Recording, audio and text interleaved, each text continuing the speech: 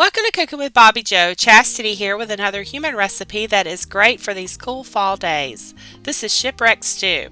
This was the last post on my grandma's Facebook page. It was posted the same day that she went to be with the Lord. I changed the recipe to suit our taste and based on what I had on hand to use in it, but if you want the original recipe on this post, I will put a link in the video description. This is a super easy recipe to make. It calls for 2 pounds of ground beef, but I'm using what I have on hand. I believe this is going to be under a pound of ground beef, but I also have a pound of ground sausage.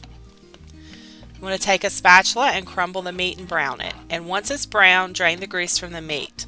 On a heavy pot like this cast iron Dutch oven, I just dump the meat into a stainless steel strainer and I let it drain over a can. And then once it's drained, I place the meat back in the pot. Then I add 1 Vidalia onion, 1 tablespoon of minced garlic, and mix it all together. And I cook until the onion is soft. Add in 2 tablespoons of chili powder, 1 teaspoon of cayenne pepper, 1 teaspoon of black pepper, and 2 teaspoons of salt.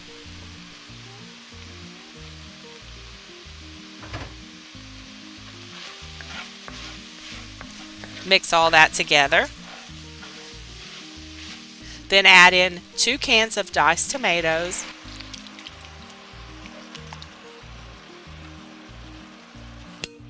2 cans of whole kernel corn, and don't drain these cans. The corn, the beans, the tomatoes, all the juice needs to go into the stew, and 2 cans of kidney beans, and mix all that together.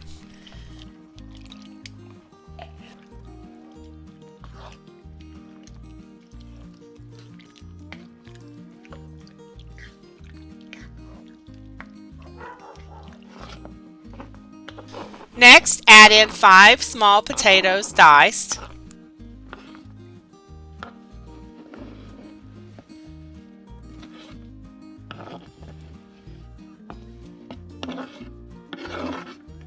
now cover and simmer. And I simmered mine on low for about 4 hours, but you don't have to do it that long.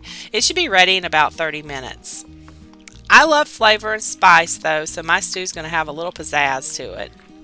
The original recipe calls for celery, which I leave out because we don't care for it. It also calls for salt and pepper to season, and of course I'm going to add a lot more spices than just salt and pepper to season something. This is sort of like something my mom used to make when we were growing up, but it was called hamburger stew. Oh, and by the way, if y'all missed the World Series last night, the Braves won. And at the beginning of the season, I was upset about them bringing politics into baseball with the whole moving the All-Star game out of Atlanta. I think they need to leave politics out of sports. We have to hear enough about politics from each side, and sometimes you just want to sit down and watch a good game of baseball without all the political drama. So anyway, after the whole All-Star game being moved, I said I was not going to watch any baseball this year unless the Braves made it to the World Series. Well, guess what? I watched 6 games of baseball this season because they made it, and not only did they make it, they won. Best 6 games of baseball I've ever watched. Okay, back to the stew. I'm going to dip some in some bowls, and then I'm going to top it with some shredded cheese and then serve.